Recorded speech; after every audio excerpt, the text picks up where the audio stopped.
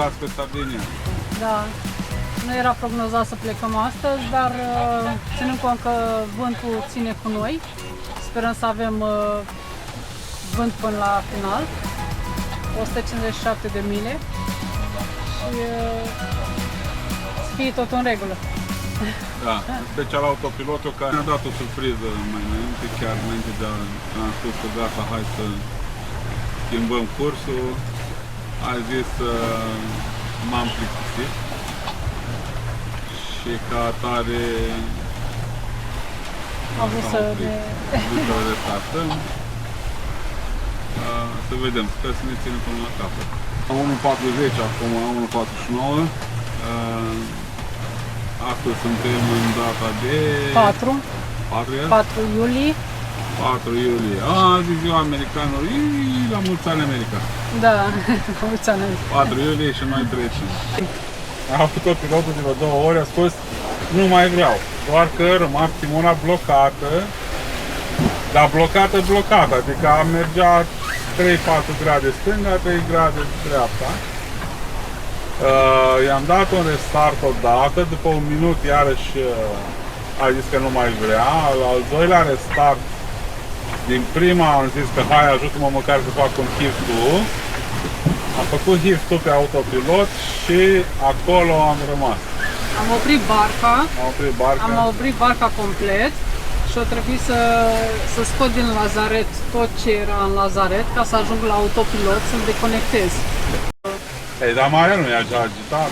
Da, a fost ok, ne-am mișcat destul de repede și acum trebuie să facem cu rândul câte 2 ori să stăm la timonă. Da, facem manual steering. Este ora 4 după amiază. Mai avem încă 20 de ore. 141 de mile. Destul. Până mâine tot mergem. Din 160, aproape 20 am făcut, e? Tot e ceva. Tot e ceva, da. Avem vânt de 12 noduri, mergem cu 7 noduri și sperăm să țină vântul până la final călătoriei. Da. Doamna capitan, ce faceți? E rândul meu la timonă, pentru următoarele 2 ore. Ok. Stăm cu rândul. Da, deci ați intrat la 4:30, la câte mile mai aveți până la destinație? 136,7. 136, bravo! Sper să vă țină vântul în continuare. Să sperăm.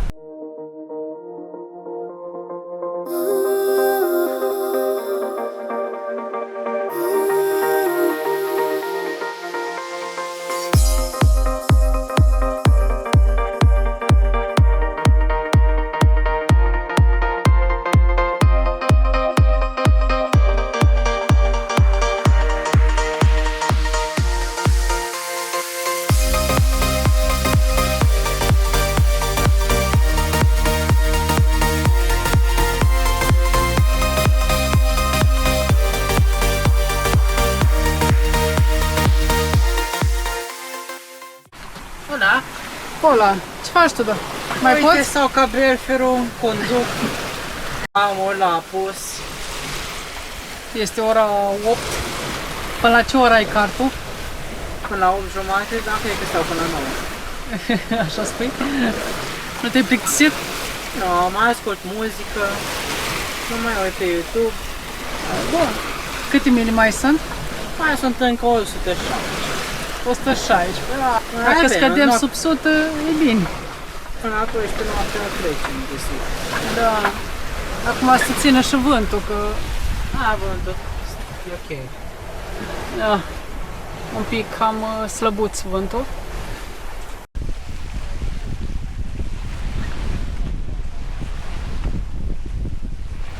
Bună dimineața! Bună dimineața! Care viața? Cum o duceți? Cum mă duc? Uite, beau cafeaua de la ora 9:30 Așa. și mă țin timonă ca să... În continuare, cum a fost noaptea? Noaptea a fost ok, dar am motorizat de la 12 noaptea. Am motorizat, n-am mai bătut vântul, a fost un vânt slab și a trebuit să facem carturi de 2 ori fiecare și să ne ținem de timonă, să mergem înainte. Avem 40,9 mili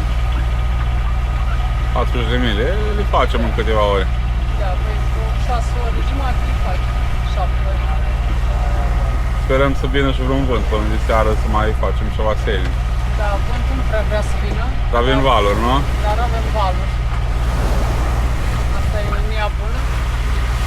Când încetinește și valurile din față.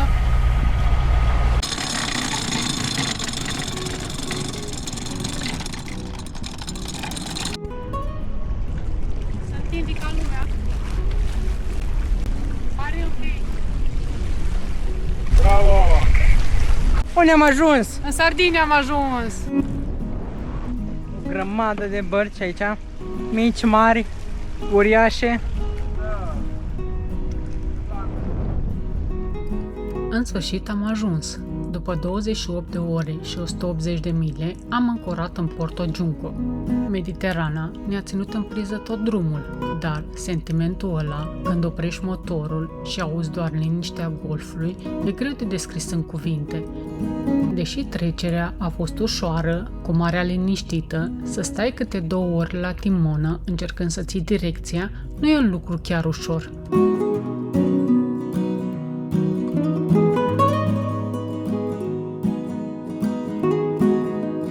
Apa e atât de curat aici, încât ai senzația că barca plutește în aer, nu pe mare. Poți să numeri peștii de pe fundul apei, direct de pe punte. Da! Acum că suntem la adăpost, i-am făcut o verificare amănunțită a autopilotului. Până la urmă, problema a fost mai simplă decât ne așteptam. Am schimbat o șaibă și l-am pus la loc. Sperăm să ne țină o bucată bună de timp de acum încolo, pentru că brațele noastre cu siguranță au nevoie de o pauză. Cam asta este viața pe Discovery. Navighezi, repari, te bucuri de peisaj și o iei de la capăt.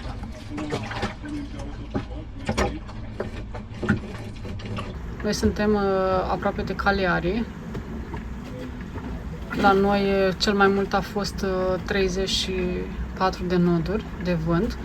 Vântul este din nord-nord-vest, predomină, dar noi suntem adăpostiți. Noi suntem în zona asta, la Villa Simius. Da, să sperăm că astăzi oricum vântul se mai potolește. În cursul zilei de astăzi, până de seară, deci o să fie mai bine. Mâine se anunță o vreme mai puțin vânt și vrem să ne deplasăm spre Cagliari mâine, dacă vântul ne ajută.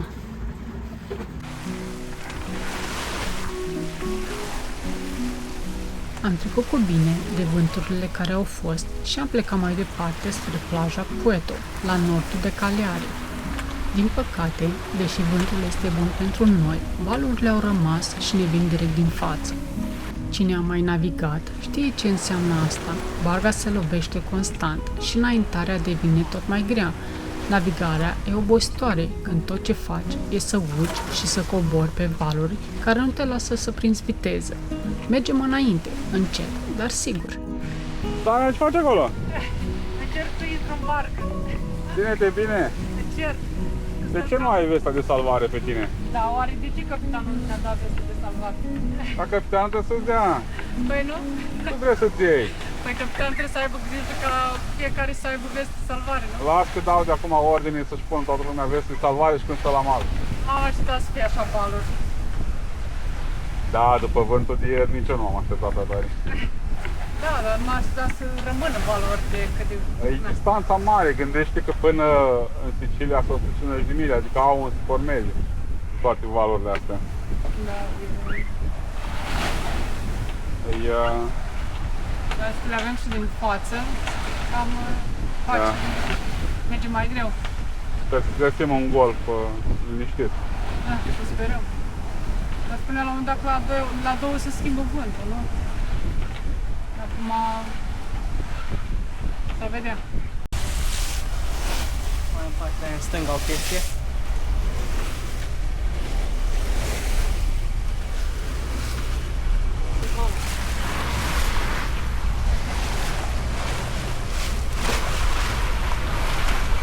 În primul pas în Sardinia pe anul ăsta? Da, primul pas, nu să călcăm pe pământul sardinian și mergem la mal să vedem dacă găsim coși de gunoi. Se pare că în Sardinia e mare problemă cu lăsatul gunoiului.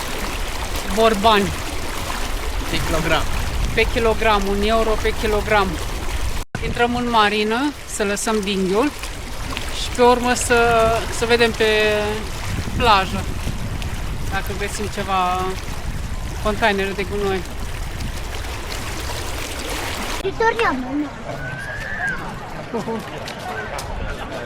Ce aglomerație!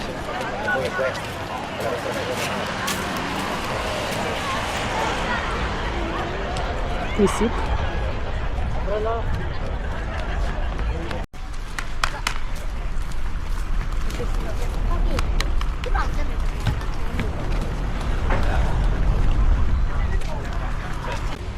Aici chiar că strada e numai a pietonilor și a bicicliștilor. Aici nu există. Nu vor să pună mașini pe stradă, se pare. Ai cu singur sens. Am ajuns la market. Încercăm să luăm niște fructe, legume, să vedem ce găsim.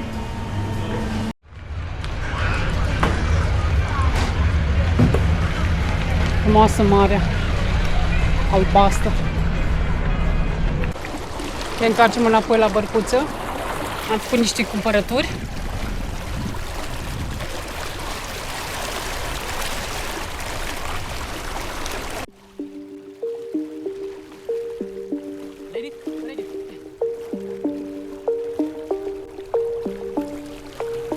Ia uite că domnul capitan stă la soare.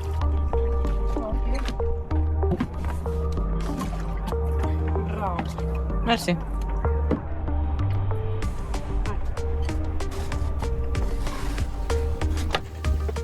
Ce am remarcat imediat de cum am ajuns e cât de frecventate sunt sporturile de apă în zona asta. E plin în jurul nostru. De la kitesurf la windsurf se vede că locul ăsta e un magnet pentru cine vrea acțiune pe apă. După 2 zile de stat în zona asta, în care ne-am bucurat de relaxare și de ce are de oferit plaja Pueto, e timpul să ridicăm ancora. A fost o pauză binevenită, mai ales după drumul greu prin valuri.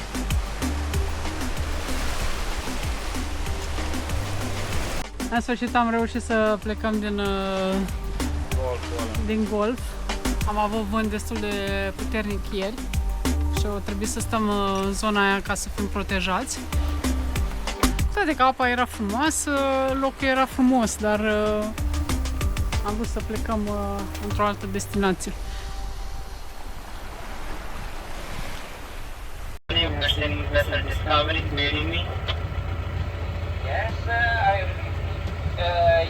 How many meters is your boat?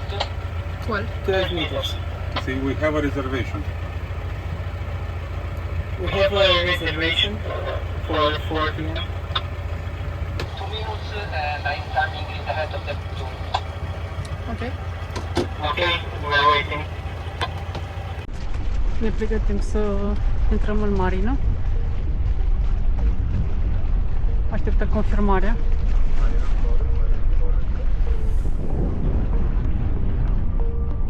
Un oraș mare. Abia așteptăm să le explorăm. E prima dată când venim. Ne îndreptăm acum călătoria spre Marina Cagliari. Una e să stai la ancoră și să privești de la distanță și alta e să intri direct în inima orașului, la ponton. E momentul să pregătim Discovery pentru manevrele de port și să vedem cum arată viața la mal, în capitala insulei. Ne-am dat jos de pe barcă, o groază de flori în zonă. Multe flori, nu știu a cui sunt. Mamă, dar ce barcă mare! Uite, Deci am jos cu Huge. minte înăuntru. huge! Hai! Cum e pe uscat? Dar nu e uscat, încă e ud. Ei, încă e ud. Încă e Da. ud aici. Încă merge pe ponton, nu? Unde, pe aici? Pe aici ar trebui să facem. Mergem să plătim. Da. Surpriza serii. N-am mai fost așa în civilizație de câte ani. Oh, greu de spus. Mult. Să mergi pe apă cu ea. Da, am văzut că iau... Da, uite, cu motorașul în spate, de în fața ai de cârmă, volan. E super tare. Dacă bună idee, că nu mai stai cu grijă cât să lăsa barca în ancoraj. Da. Suntem mult mai relaxați acum. E cu totul altceva când știm că am lăsat barca legată în marină și putem pleca să vizităm orașul liniștiți. E liniștea aia sufletească pe care o avem când știm că nu mai trebuie să stăm cu ochii pe alarma de ancoră la fiecare rafală de vânt. S-a făcut noapte.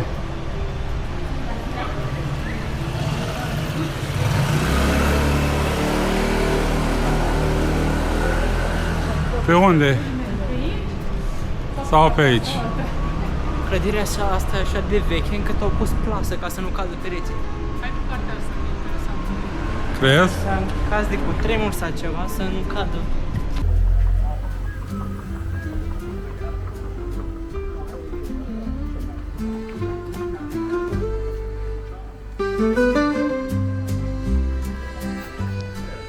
Să vedem ce e aici. Wow! Biserica. Deci aia din spate acolo e catedrala de Santa Maria Assunata e Santa Cecilia. Deci sunt două sfinte acolo. Santa Maria și Santa Cecilia. Iar clădirea asta Rozalie aici Da. arată frumos așa asta. Se cheamă Antico Palazzo di Sita. Deci palatul orășenesc. Primăria poate. Plus unul. Deschide un cartier, fac un palat mare. Și la un moment dat, orașele opresc. Față de alte orașe, majoritatea clădirilor sunt bine întreținute, arată curat, recent vopsite. Orașul ăsta te uimește la fiecare colț. Te dă pe spate cu arhitectura ei. Dacă și pe colorul de pe spate ceva, care de obicei este mai puțin mișcat. Într-adevăr, să ne aflăm într-un loc special Da. în Cagliari. Aici drumurile sunt mai Sunt strâmte ca la Valea Adâncă. față de Grecia. Mi se pare. Nu, doar sunt mai înalte clădirile.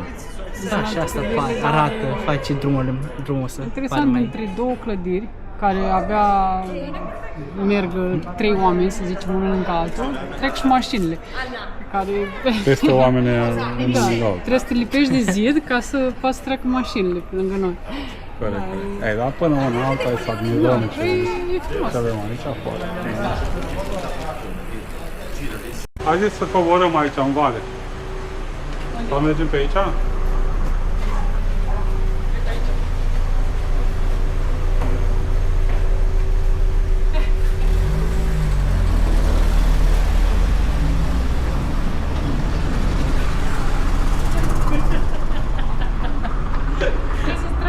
Cucubau! Vai de capul meu! Ce tare! Deci, cum am spusese mai devreme, nu? Da. Trebuie să te lipești de zid ca să... Mai poți e să ceva mergi. ca în Grecia. Suntem într-un parc în Cagliari și avem această hartă. Este o zi frumoasă de sâmbătă. Este ora 6 seara și cam călduț, dar e plăcut de plimbat. O plimbare necesară și sper și suficientă. Să ne încărcăm bateriile pentru câteva zile, că nu se știe unde Când mai mai- găsim loc de Plimbare atât de multă, nu? plimbare atât de multă, da? Că de plimbare mai plimbăm noi așa un pic pe plajă și în apă, da? Și pe sub apă și cum știm noi mai mult, da? N-am mai atins uscatul 3 zile la rând. să ne plimbăm atât de mult Da, de ceva timp. a fost complicat cu... Și în general, shopping, plimbare prin oraș un pic, dar nu mult. Că dacă draghează barca, dacă vin pirații, dacă știu și eu, Nu, era și ești permanent în alertă. vântul nu-ți permite să pleci pe barcă. Da, Mă, dar e greu la tine. da, păi. Uite, panta cât de mare a fost. Am ajuns deasupra orașului. Aha. Mai avem Acolo un pic. mergem. După aia. Este o oază de liniște, unde orașul pare să respire altfel. Ce mi-a plăcut cel mai mult aici este atmosfera. Parcul e plin de păsări de tot felul, de la păuni care se plimbă liber până la gâște și rațe. Sunt mulți adulți care vin aici cu copiii special să se bucure de animale și de natură. Avem o vedere superbă peste lagune și peste întregul oraș. În depărtare se văd coloniile de flamingo roz care stau în apă și egretele care populează mlaștinile din jur.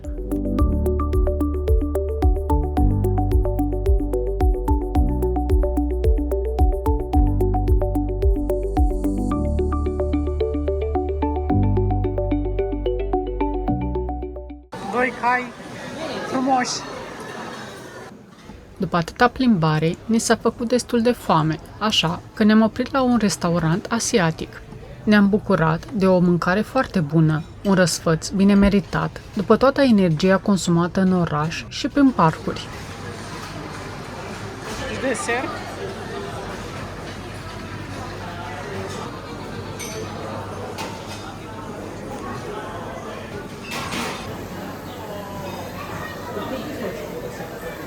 Ne-am luat sushi cu multe arome, dar am luat câte una din fiecare, că am vrut să văd ce gustau și niște sosuri.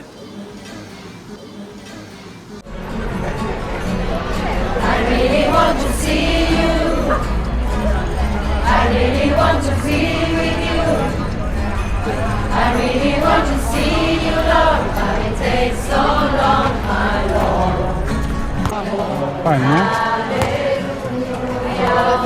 Este tot asta până am mers, am văzut muzică bună, deci tot de... Așa, cu un grup foarte mișto. Lumea se simte bine.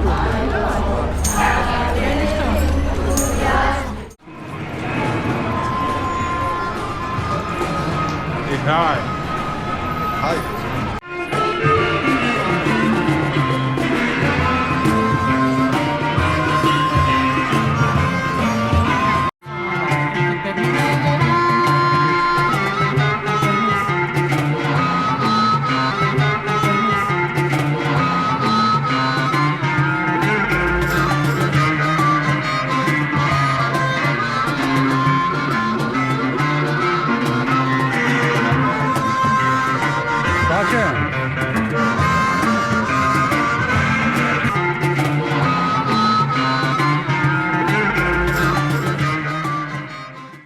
Las că mișcarea face bine. Da.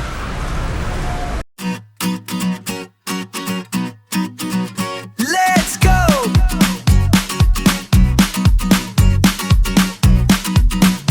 Hai aici? Da, e mișto. Stai să urcă mai mult.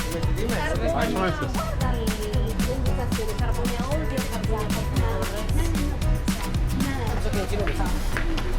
Nu.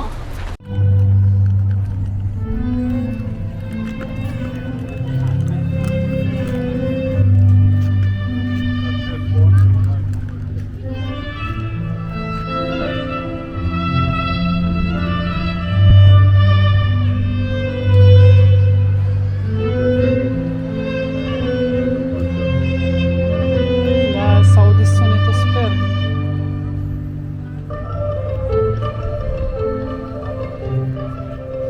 Îți place? Foarte E frumos că ai o priveliște foarte frumoasă. Găsesc așa ceva aici. Pentru Sâmbia e superb. Dar mi-a fost aici când aveai 5 minute și o dragă. Ba nu. Eu asta pe barcă. Ai văzut pe barcă. Arată foarte Hai să fain. mergeți să vedem apusul, nu?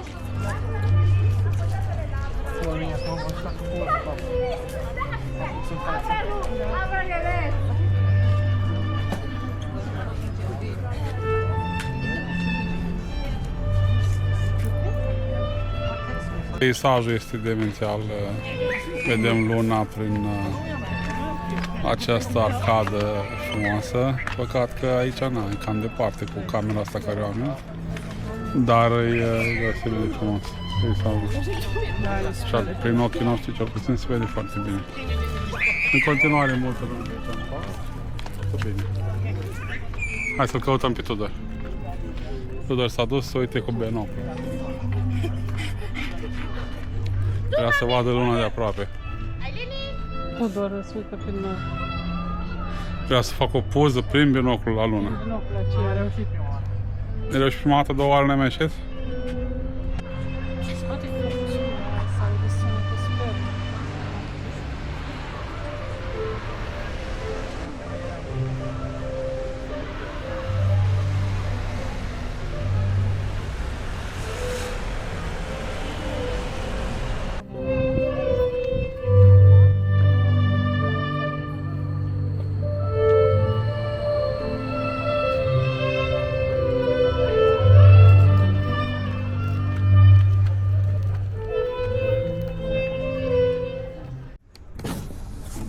Am petrecut câteva zile frumoase în Cagliari. Au fost zile pline în care am descoperit multe locuri deosebite.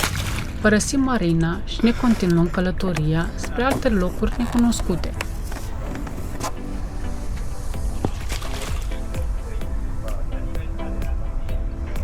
Liniile se duc sub apă. Să fim siguri că nu li... Ei, gata? Gata.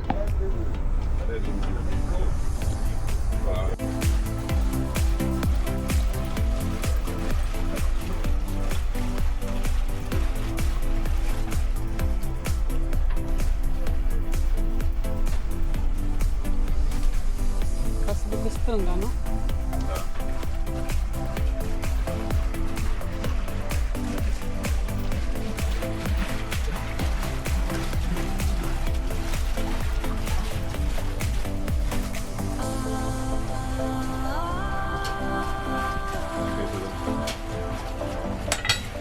Ok.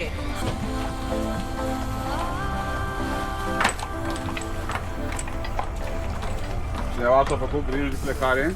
Da, să știi că aveam o grijă din cauza la barca asta care are cam lungă.